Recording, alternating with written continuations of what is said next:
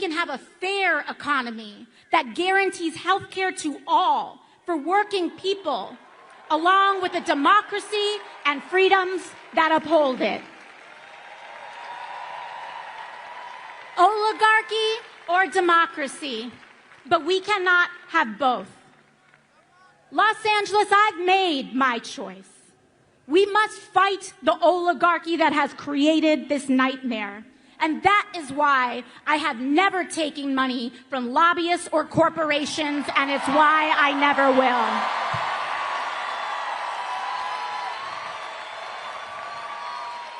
You know, when I first got to Congress, I was genuinely shocked by how this place worked. Even having run against dark money and on a campaign against it in the first place. The everyday influence of corruption and dark money was astonishing, how normalized it is. In fact, Congress and members of Congress have somehow conditioned itself to actually believe that it is normal for elected representatives who swear an oath to the American people to day trade individual stocks that make millions with the sensitive information that we are entrusted with for the purpose of governing. How can anyone possibly make an objective vote on health care, energy, or war when their personal money is tied up in pharmaceutical, oil and gas, or defense company stocks? They can't. You can't. And we saw this play out this week with Trump's corrupt and disastrous tariff scheme. I hope that we all see now that the White House's tariff shuffle here didn't have anything to do with manufacturing like they claimed.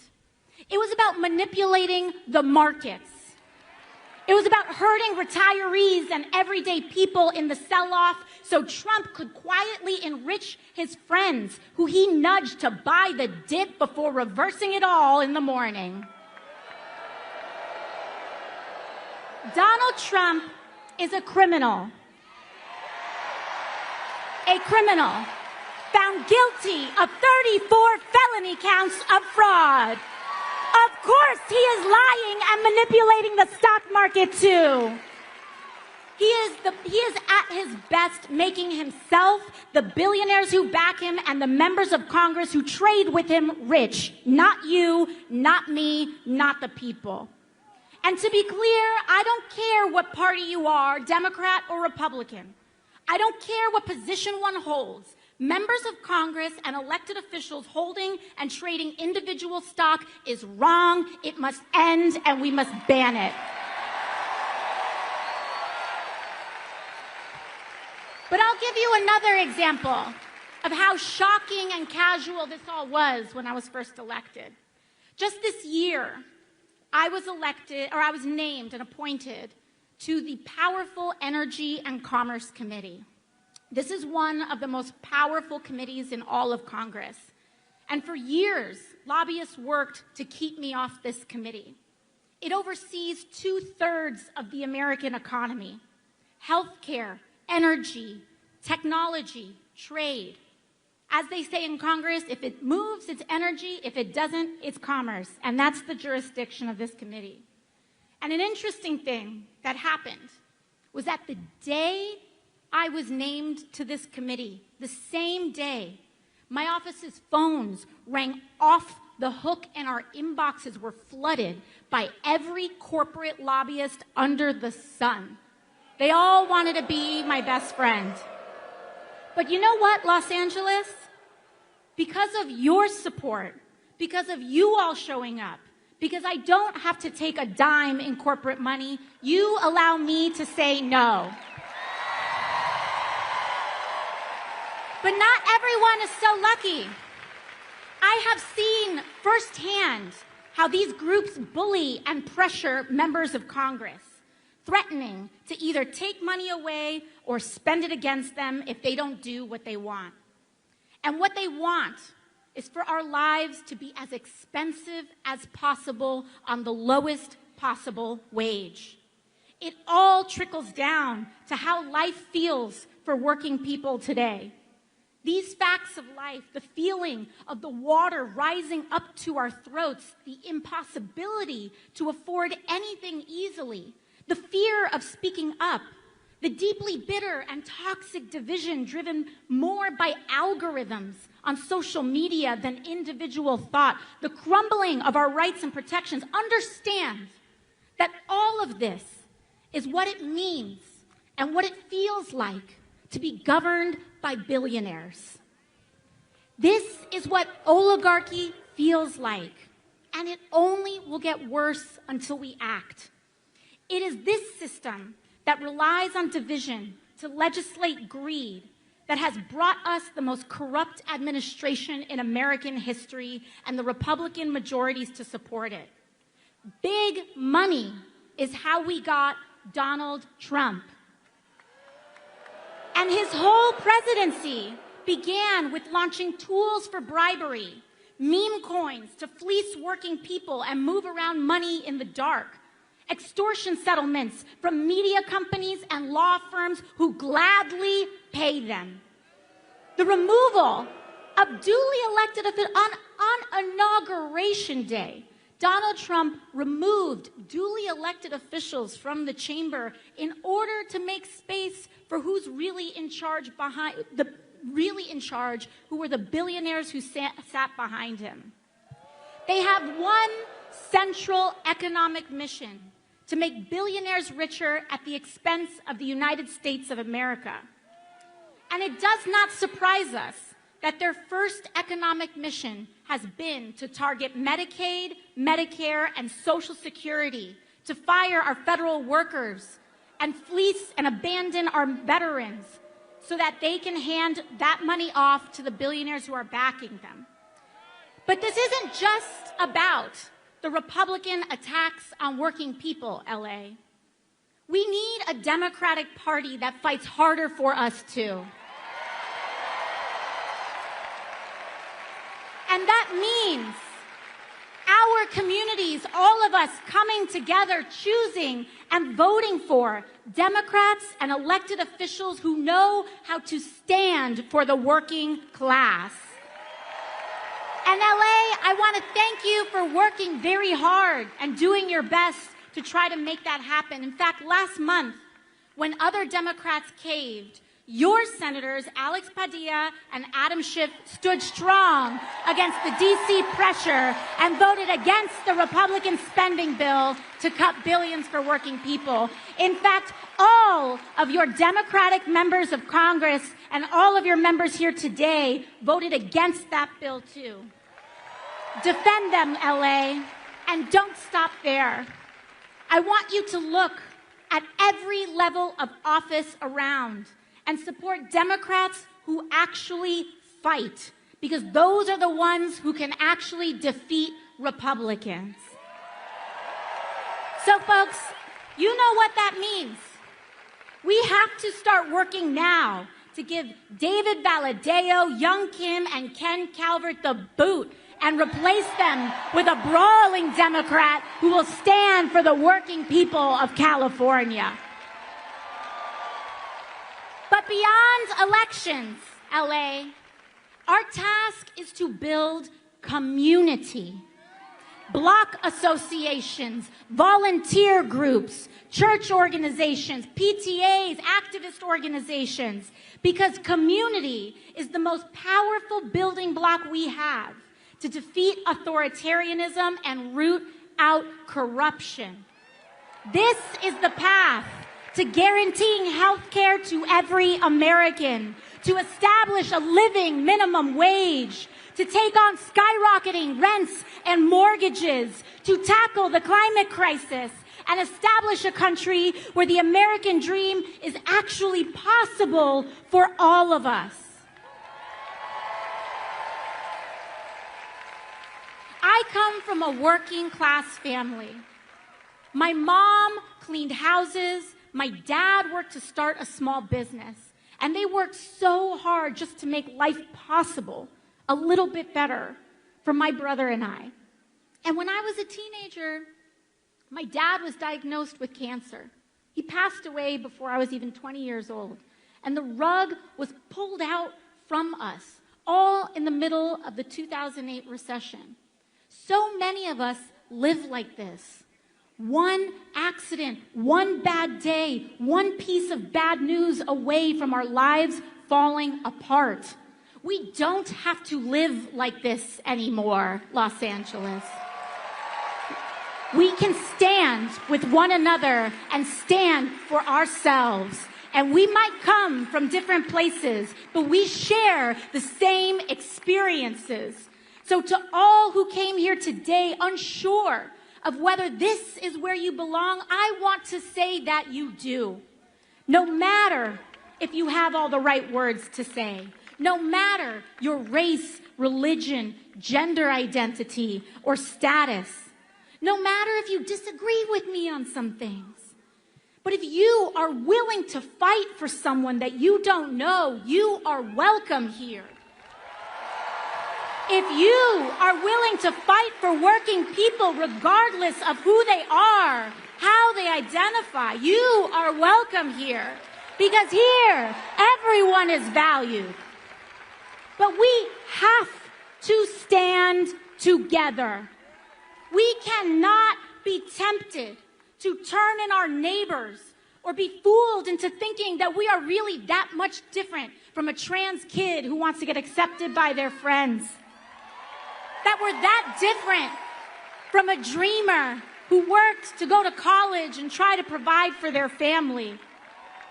That we're that different from anyone who's not like us. Hate is a trap that sinks us all. And it is standing together without exception to reject division. That is the only way we can win.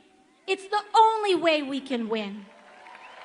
So I hope you see that this movement is not about partisan labels or purity tests, but it's about class solidarity.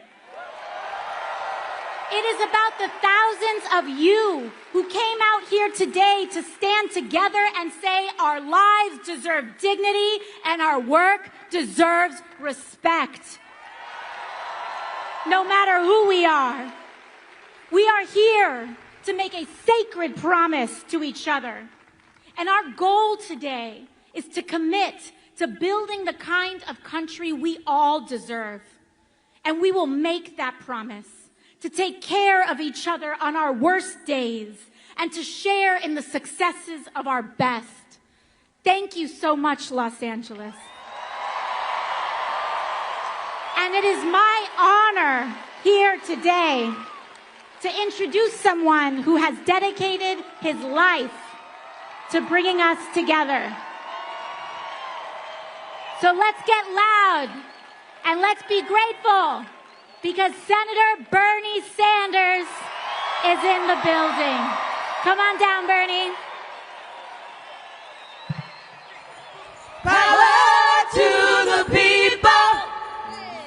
Power to the people. Power to the people. Power to the people, right on. Power to the people. Power to the people. Power to the people.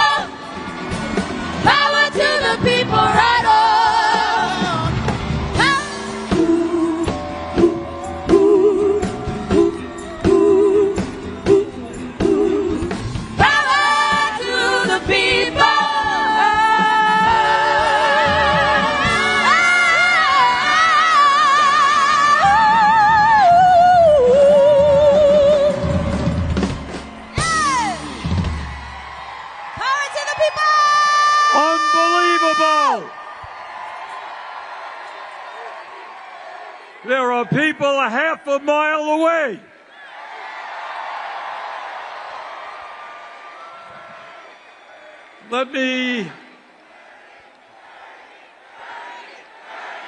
Nope. It's not Bernie, it is you. Let me thank our brothers and sisters in the trade union movement for being here. Let me thank Unite Here, Liuna Local 724, ILWU, the Longshoremen, CNA nurses, NNN nurses, NUHW Kaiser nurses, UTLA, UAW, California Labor Federation, AFL-CIO. And today we pledge with our brothers and sisters in the trade union movement, we are going to grow the movement. Millions of workers want to join unions because they know they're going to get better wages, better benefits, better working conditions. Let's do it.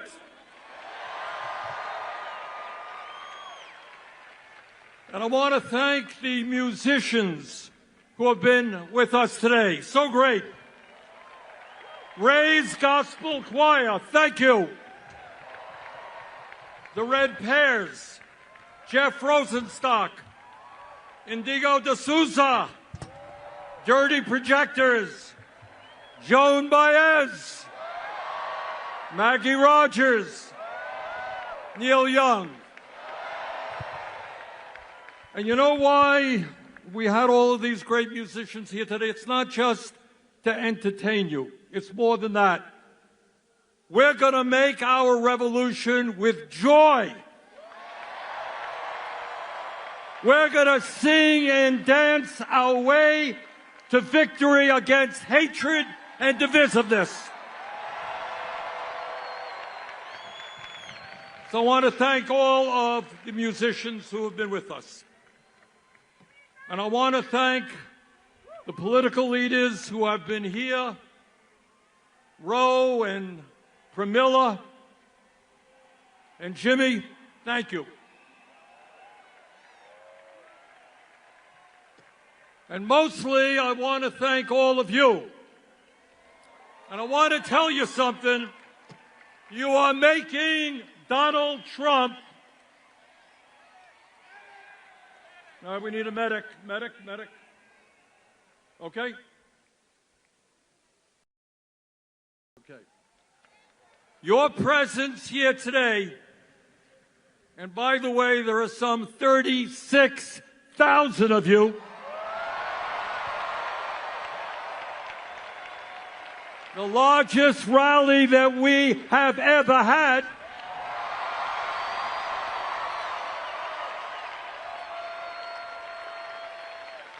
And your presence here today is making Donald Trump and Elon Musk very nervous.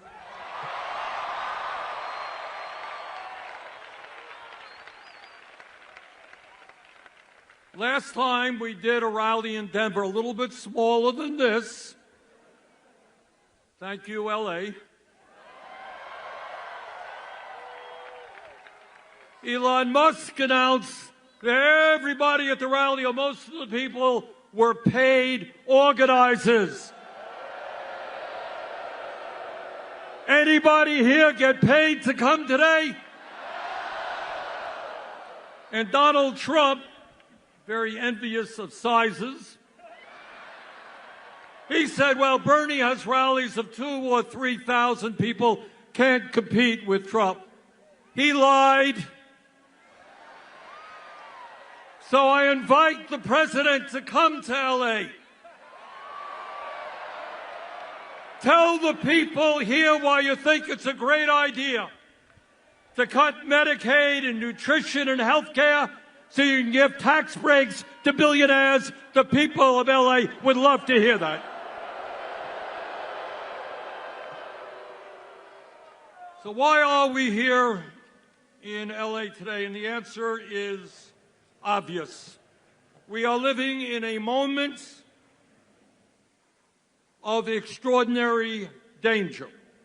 And how we respond to this moment will not only impact our lives, but will impact the lives of our kids and future generations. And in terms of the climate, it will depend, we can depend on whether or not the planet Earth survives. That's why we're here today. We're living at a moment where a handful of billionaires control the economic and political life of our country. We're living in a moment with a president who has no understanding or respect for the Constitution of the United States. And let us make no doubt about it, moving us rapidly toward an authoritarian form of society.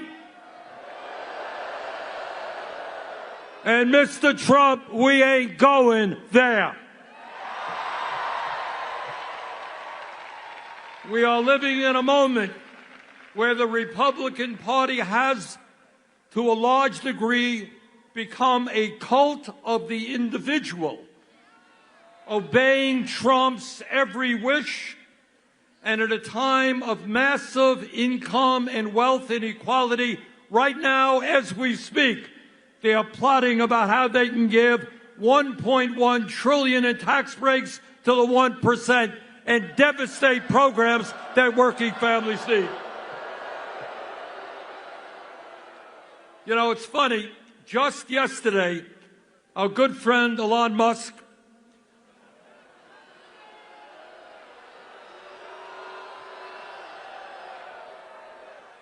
Mr. Musk sent out a tweet, and in essence, he said, you know, Bernie Sanders has been talking about the growth of oligarchy year after year after year. Well, Elon, you're damn right. That's what I've been talking about.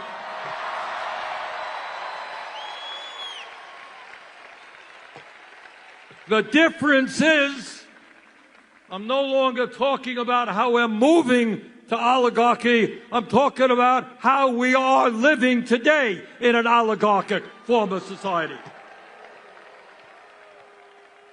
3 months ago, when Trump was inaugurated, standing right behind him during his inauguration were the three wealthiest people in this country, Mr. Musk, Mr. Bezos, and Mr. Zuckerberg.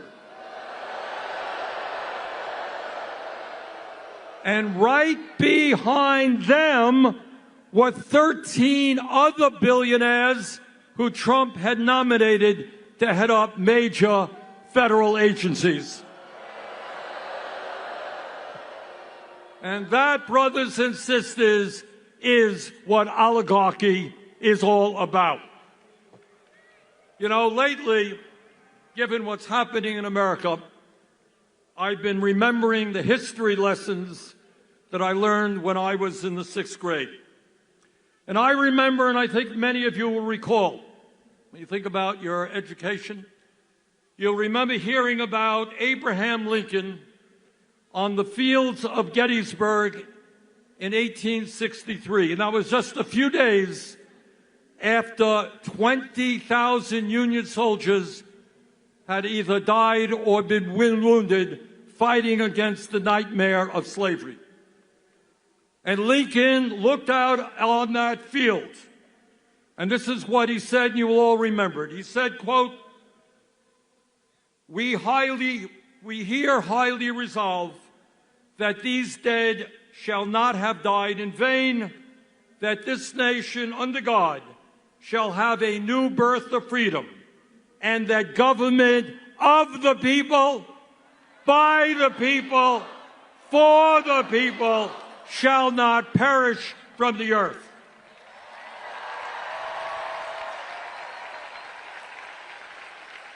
And that is precisely why we are here today to make sure that government of, by, and for the people does not perish, and that we do not become a government of the billionaire class, by the billionaire class, and for the billionaire class. The American people do not want the richest guy on earth running all over Washington, D.C., decimating the Social Security Administration, making it harder. It's the richest guy on earth, making it harder for old people with disabilities to get the benefits that they paid into. Proposing to lay off 83,000 workers at the Veterans Administration. Denying the health care that the men and women who put their lives on the line to defend us deserve. Slashing the Department of Education. Decimating USAID, which, by the way, means that hundreds of thousands, if not millions, of the most desperate people in this world will die as a result. And when we talk about oligarchy, it is not just economics. I trust that all of you know that you are living under a corrupt campaign finance system which allows billionaires to buy elections. Don't tell me about democracy when Musk himself can put $270 million to elect Donald Trump and then get rewarded with the most important position in government. But it's not just Musk and Republicans, it's the Democratic Party as well. Their billionaires tell candidates, don't stand up to the powerful special interest, and too many Democrats are listening to them. And that is why if we want to preserve democracy in America, we've got to overturn this disastrous Citizens United Supreme Court decision. And we've got to move to public funding of elections. In America, one person, one vote, not billionaires buying elections. And let me tell you something about the oligarchs. They are very, very religious people. But their religion is not based on doing unto others as you would have them do unto you. Their religion is not based on love or justice. Their religion is based on greed, greed, and more greed.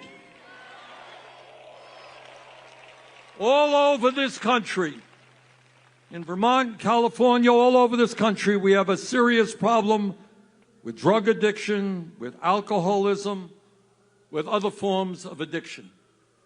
But in my honest opinion, the most serious addiction crisis we face is the addiction of the oligarchy toward greed. They got billions and billions of dollars. It's not enough. They need more. And if they have to step on the poor and the disabled and working class people, that is what they will do unless we stop them, and we will stop them.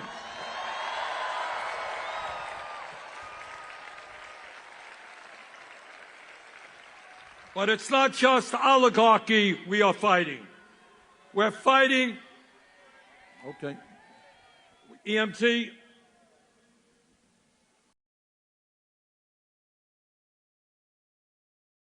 Raise your hand where the problem is. Okay, can we get somebody there? We got it, somebody? Okay, thank you.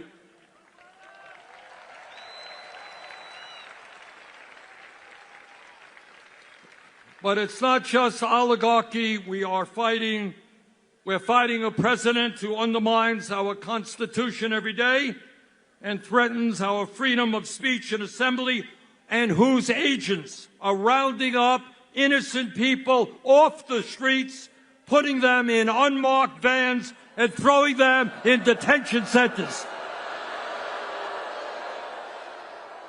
That is what happens in dictatorships, not democracies. And we're going to stop that outrageous action on the part of the president. You know, our founding fathers of this country were no dummies. They wrote a constitution and established a form of government with a separation of powers. Remember we're reading all about that? You got a legislative body, Congress. You got an executive branch, president. You got a judiciary, the federal courts. And they wrote that document because they had just fought a brutal war against the autocratic King of England. And what they understood as they were forming this new country, that they never wanted to see a nation where one person had unlimited power. Well, Trump wants that power. We are not giving it to him.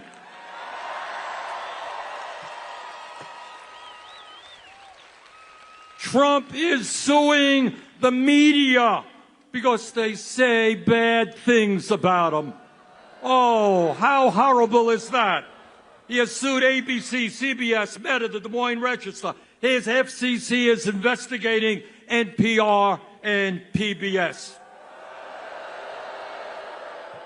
He loves the media when they fawn over him, but he can't take criticism. This from a guy who has made vulgar comments about his opponents. Hey, Mr. President, if you can't take criticism, get out of politics. That's what democracy is about.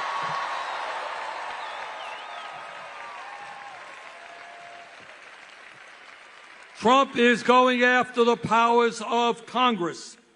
He is illegally abolishing agencies that Congress created. He's withholding funding that Congress has appropriated. He is establishing tariffs that he has no legal right to do. But it's not just the media and Congress that he's trying to intimidate. In an absolutely outrageous and unconstitutional way, he is going after the judiciary. His view is if a decision comes down from a judge that you don't like, you try to get rid of that judge and impeach him or her. He is going after law firms that have opposed him and his interest in the past, and disgracefully, a number of these law firms have caved in. He is going after universities. You know, the function of a university, school of higher education, is to pursue the truth, not to cave in to an authoritarian president to protect the federal grants they get.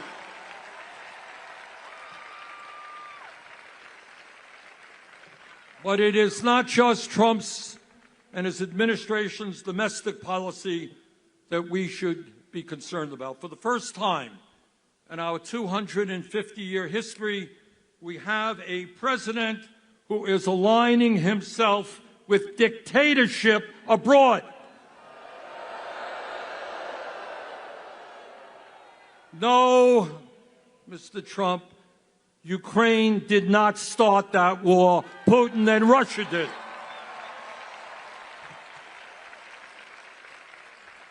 We must lead the world in supporting democracies, not supporting Putin and dictatorships. So let me tell you something else.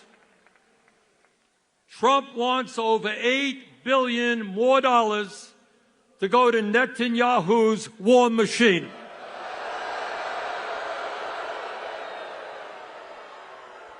Israel has a right to defend itself against terrorism, but it does not have a right to go to war against the entire Palestinian people.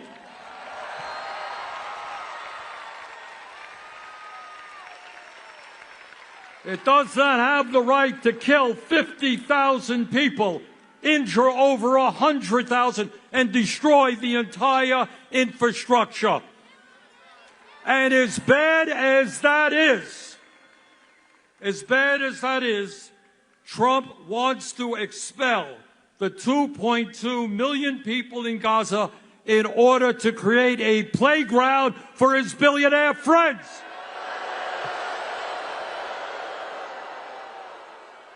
That is beyond insane, and we will never, never let that happen.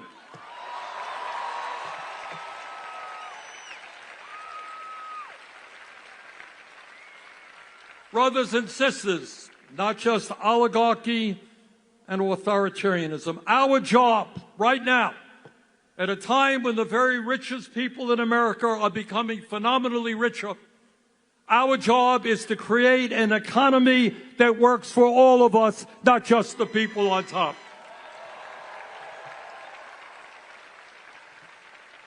All right, I'm going to do something radical here. You ready? I'm going to tell the truth.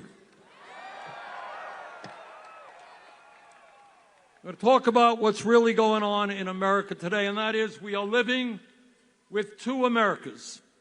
One America, the people on top, have never, ever in the history of our country had it so good. Today, we have more income and wealth inequality than we have ever had. The three wealthiest people own more wealth than the bottom half of American society, 170 million people. The top 1%. 1% owns more wealth than the bottom 90%, and the CEOs of major corporations now earn 300 times what their workers are making. Is there a medical issue? All right, we need an EMT there. Raise your hand, guys.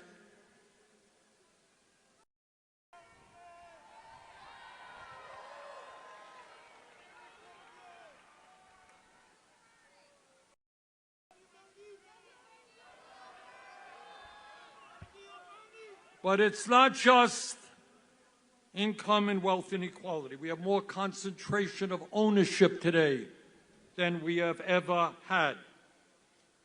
We have a handful of corporations owning sector and sector of our economy.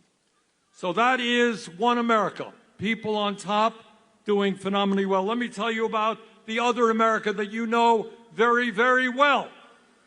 And that is that 60% of our people are living paycheck to paycheck. Anybody here living paycheck to paycheck? All right, unlike Donald Trump, I grew up in a family that lived paycheck to paycheck, so I know a little bit about that. And the result of living paycheck to paycheck is such, if you can believe it, that working class people in America die 7 years earlier than the rich. All right, going to ask you a question. Why is that? All right, you got it. The answer is stress. If you got to worry every single day how you're going to feed your kids, how you're going to pay the rent, how you're going to make sure that your car doesn't break down so you can get to work, how you're going to afford to provide for your kid when your kid gets sick and needs to go to a doctor, how you have to work when your schedule is changed every day and you have a boss who doesn't care about you. When you live under those conditions day after day, year after year, it eats away at your body, it eats away in your mind. We need to create an economy where all of our people can live out their life expectancy in the way that they should.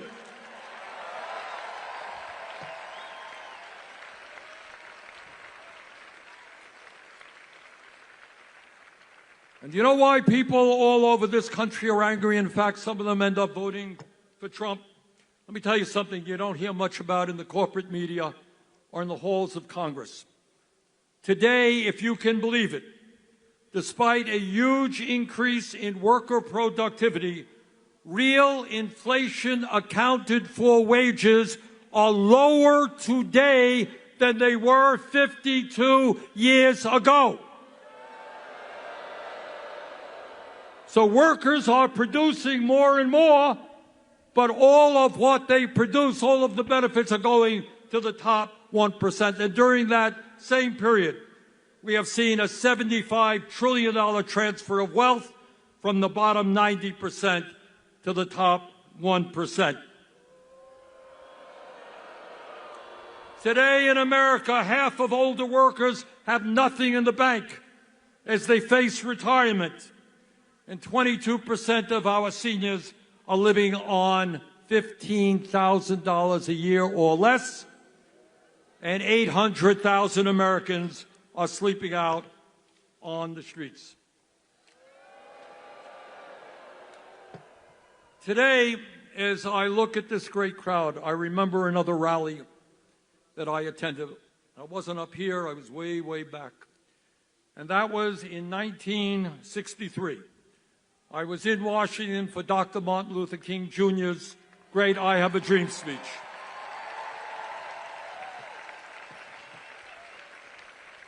And the truth is, while many, many problems remain, we should be proud that we have made significant progress in fighting racism.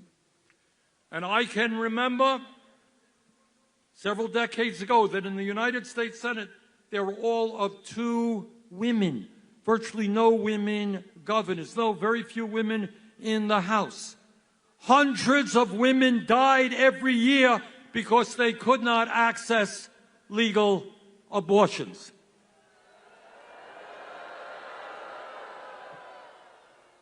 I can remember growing up when young people who were gay were ashamed to acknowledge that and suffered in their silence. And nobody back then would have dreamed that we would achieve gay marriage in many states in this country. So my point is that we have made and should be proud of the fact that we have made progress in a number of enormously important areas. But we should also be conscious that in perhaps the most important issue, the economic struggle that so many Americans are now engaged in, we have lost ground. Back in 1944, President Franklin Delano Roosevelt, one of the great presidents in the history of our country, he gave a State of the Union address. And this is what he said back in 1944. He said, you know what? We are a great country. We have a great Constitution. We have freedom of speech, freedom of religion, etc. But what we need to add to that is to understand that economic rights are human rights.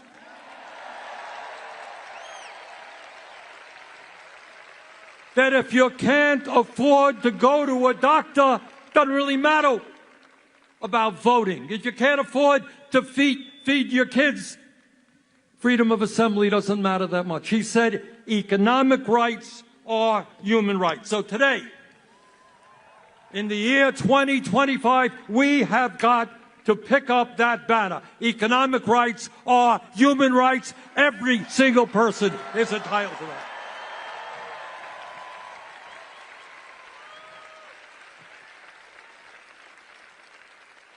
And this gets to a very fundamental issue. Musk and his friends see you as nothing more than workers to be disposed of. They got rid of tens of thousands of federal workers, and when information, artificial information, and robotics comes, they're going to throw you out on the street as well. They don't give a damn about you. They don't give a damn about your kids. And what we have got to do is say, sorry, we are human beings. And we are entitled we are entitled to certain fundamental economic rights. So no, we are not going to give more tax breaks to billionaires. We're going to demand that they start paying their fair share of taxes.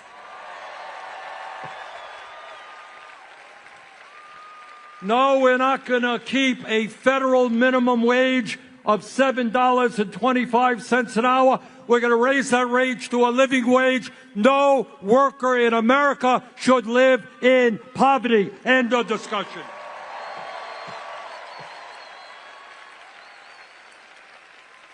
And we're going to pass the PRO Act to make sure that employers cannot act illegally when workers are trying to form unions. We're going to grow the trade union movement.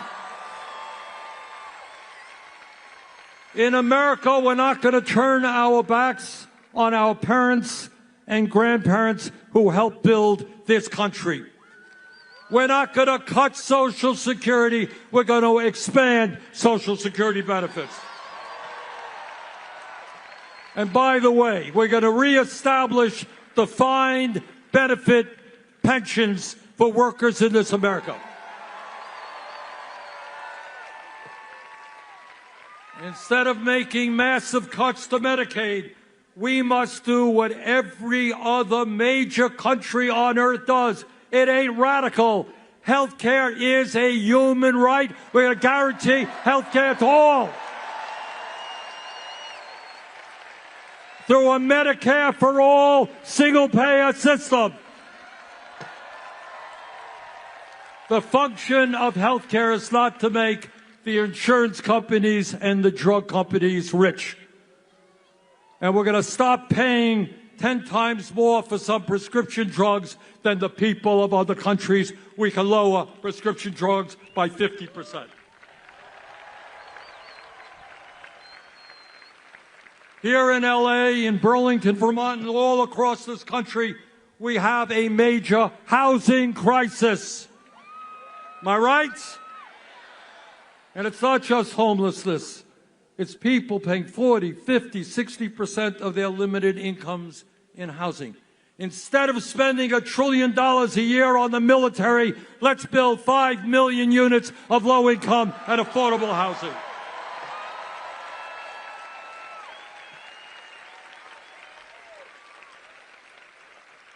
Brothers and sisters, we live in a competitive global economy. And if we're going to effectively compete, we need the best educated workforce in the world. It is nothing less than insane and counterproductive that we have young people leaving higher education $50,000, $80,000 in debt. We need more doctors. You know what doctors are leaving medical school with? $500,000 in debt. Nurses are leaving $100,000 in debt. Education is a human right, from child care through college. We need sheet metal workers. We need carpenters. We need construction workers. We need apprenticeship programs. We need to make public colleges, universities, and trade schools tuition free.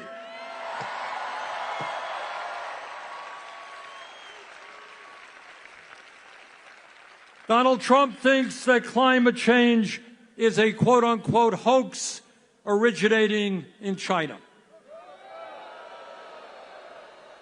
This state, California, has gone through enough pain to know that climate change is not a hoax. It is an existential threat to this state, to Vermont, to the whole country, and the whole world. Instead of appeasing the fossil fuel industry, who are lying and destroying our planet, we're going to transform our energy system and lead the world into sustainable energy and energy efficiency. And we create millions of good-paying jobs as we do that. Look, I don't have to tell anyone here that this is a difficult moment in the modern history of our country. We've never gone through anything like this. But this is what I do want to say. Despair is not an option. Giving up and hiding under the covers is not acceptable. The stakes are just too high. And let me tell you, when Donald Trump looks out at this crowd and they pay attention to this stuff, and Elon Musk does, you are scaring the hell out of them.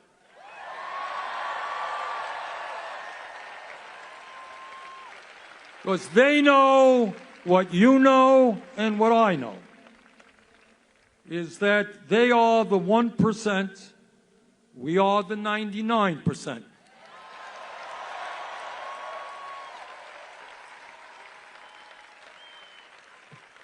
Back in 1857, when abolitionists were working day and night to end the nightmare of slavery, this is what Frederick Douglass, you all remember Frederick Douglass?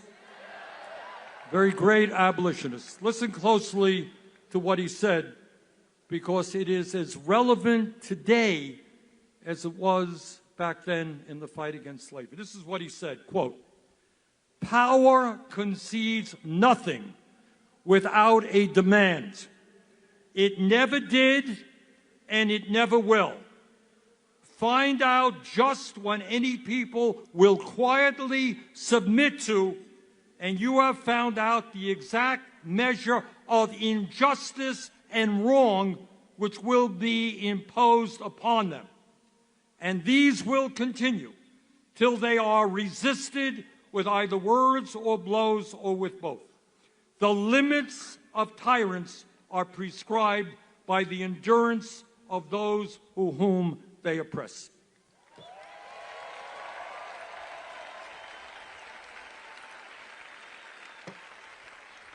The oligarchy will concede nothing. They have the wealth, they have the power, they own Congress, they own the White House, they own much of the media, but they don't own us.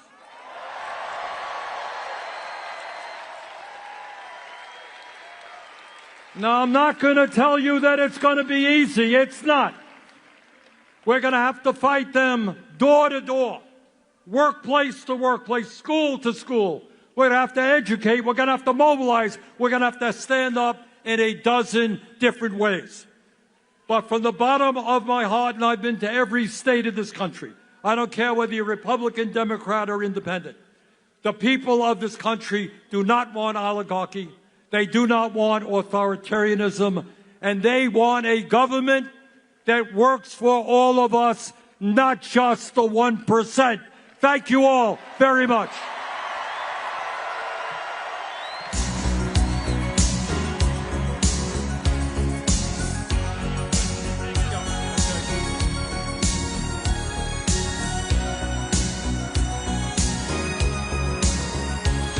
Looking in your eyes, I see a parrot.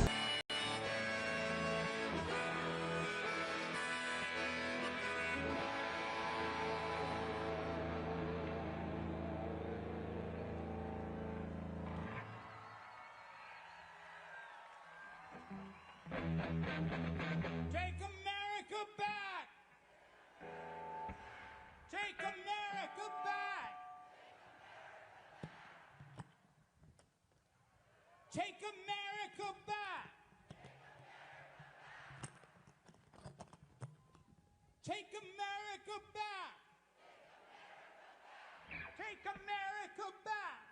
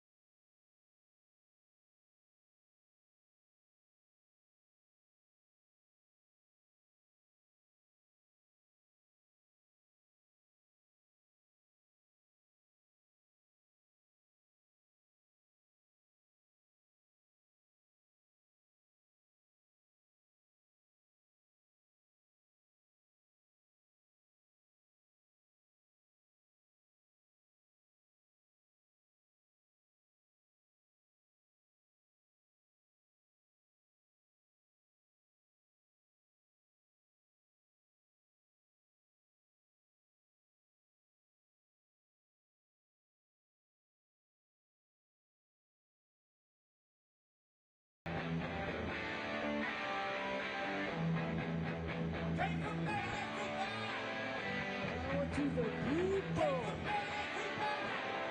Power to the people. Power to the people. Power to the people.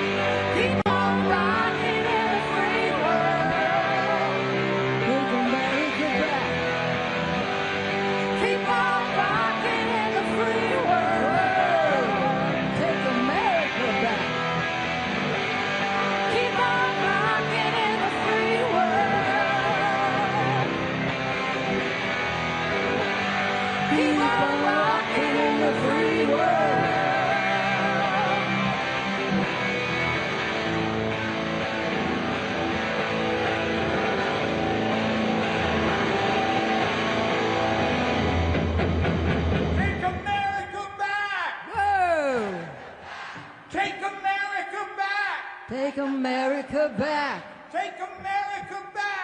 Take America back. Take America back. Take America back.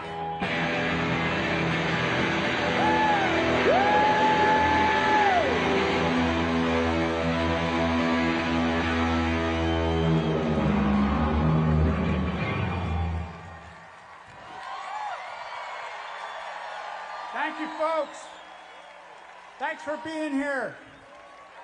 And thanks for being somewhere next weekend and the weekend after that until we get this straight. Just keep coming back, people. Right now we got OAC, Alexandria, Ocasio-Cortez. If you want to go out dancing, I know a place. I know a place we can go. Where everyone gonna lay down their weapon, lay down their weapon. Just give me trust and watch what happens, 'cause I know a place we can run. Where everyone gonna lay down their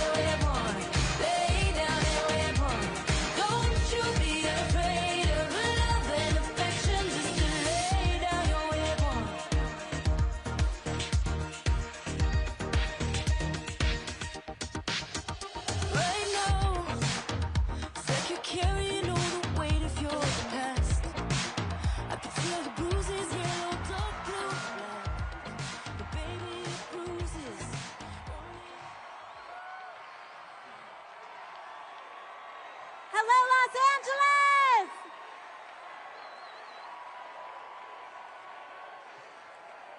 How are we feeling, LA? Thank you, thank you, thank you. Thank you all so much for joining us today. I want to thank each and every one of you for making the effort to be here today. Thank you, thank you, thank you, thank you. And quickly, I'd love to also thank some of our excellent members of Congress who have joined us here today. We've got Judy Chu, Nanette Barragan, Gil Cisneros, Jimmy Gomez, Sydney Kamlager-Dove, Luz Rivas. Of course, you also heard from Pramila Jayapal and Ro Khanna earlier today. Thank you all so much. My name is Alexandria, and some of you may know me as AOC. And from the bottom of my heart, thank you for welcoming me to Los Angeles. And also, happy Passover to all of our friends celebrating this weekend. Thank you. You know, we're all here together because we share in the frustration and heartache that comes from watching those in power actively tear down or refuse to fight for everyday working Americans like us. And we are here together because an extreme concentration of power, greed, and corruption is taking over this country like never before. Oligarchy in America. And we must acknowledge the terrifying moment that we are in right now. And that what we are hearing and seeing with our own eyes is, in fact, happening. We are watching our neighbors, students, and friends being fired, targeted, and disappeared. It is real. People we love are being targeted and harassed for being trans or queer. Our coworkers, U.S. citizens and immigrants alike, are being disappeared off the street by men in vans with no uniform. Educators are being fired for teaching American history accurately, and activists are being detained with no charge or evidence for using their First Amendment rights, especially when they use them for Palestinians. In fact, the Trump administration admits that it has jailed Mahmoud Khalil, a young husband and father from New York, without any evidence or charge of a crime. The Trump administration admits that they have thrown Mahmoud in a cell thousands of miles away because he attended a protest and are detaining him for the content of his speech and nothing more. In fact, Donald Trump's detention of someone like Mahmoud Khalil for his speech is anti-American. And we demand his release, along with the release of Rumeysa Ozturk, who he is also jailing for writing an op-ed in her school paper. And we demand their release because we, Los Angeles, we do have power in this moment. All of us do, and everyday people do. In fact, you all showed that this week, LA. A few days ago, ICE officials attempted to enter 2 LAUSD schools to target kids. They lied to school officials and claimed that they had parents' permission to get to these children when they didn't. But it wasn't just a lawyer or a judge that said no. It started with everyday people, school staff, and employees who spoke up when they felt something was off. And it was the teachers and principals that stood strong and said no to protect their kids when it could have been easier to say yes out of fear. You defended them, LA, because it will never be just institutions and officials alone that uphold our democracy. It will always be the people, the masses, who refuse to comply with authoritarian regimes, who are the last and strongest defense of our country and our freedoms. Because we know, Los Angeles, that a better world is possible, and we are willing to do something about it.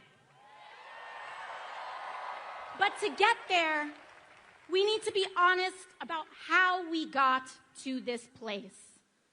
Because this moment did not come out of nowhere.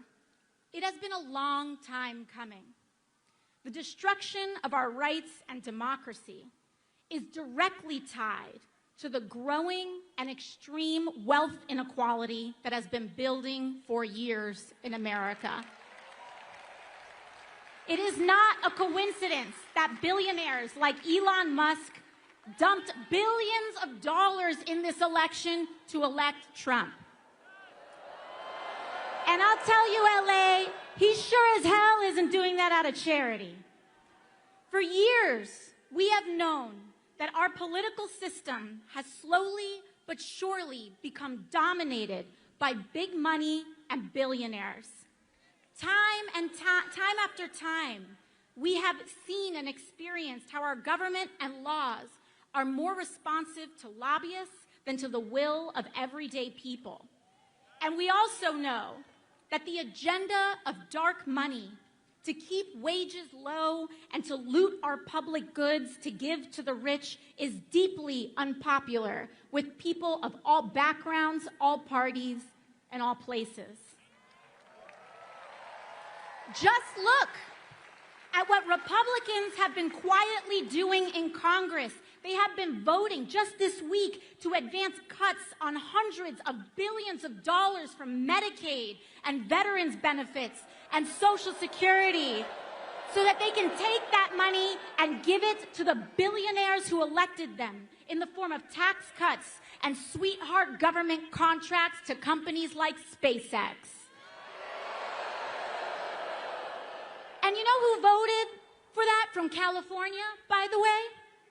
David Valadao of California's 22nd, Young Kim of California's 40th, and Ken Calvert of California's 41st. They know that that's not what you want. They know that it is deeply unpopular. They know that it hurts you, but they are not here to serve us. They are here to serve themselves and the billionaires who have paid them, oligarchy. And they know that the only chance they have to get away with such an unpopular agenda, to get away with stealing in plain view, is to stoke deep divisions among us along lines of race, identity, and culture, to keep us fighting and distracted. This has been the big money playbook, not just now, but for decades. And that is why Donald Trump is not an aberration. He is the logical, inevitable conclusion of an American political system dominated by corporate and dark money. And if we are here to defeat him, we must defeat the system that created him. Money in politics is the hands of oligarchy, Los Angeles. And we are at a crossroads. We can either have extreme wealth inequality with the toxic division and corruption that it requires to survive, or we can have a fair economy that guarantees health care to all for working people, along with a democracy and freedoms that uphold it. Oligarchy or democracy, but we cannot have both. Los Angeles, I've made my choice. We must fight the oligarchy that has created this nightmare. And that is why I have never taken money from lobbyists or corporations, and it's why I never will.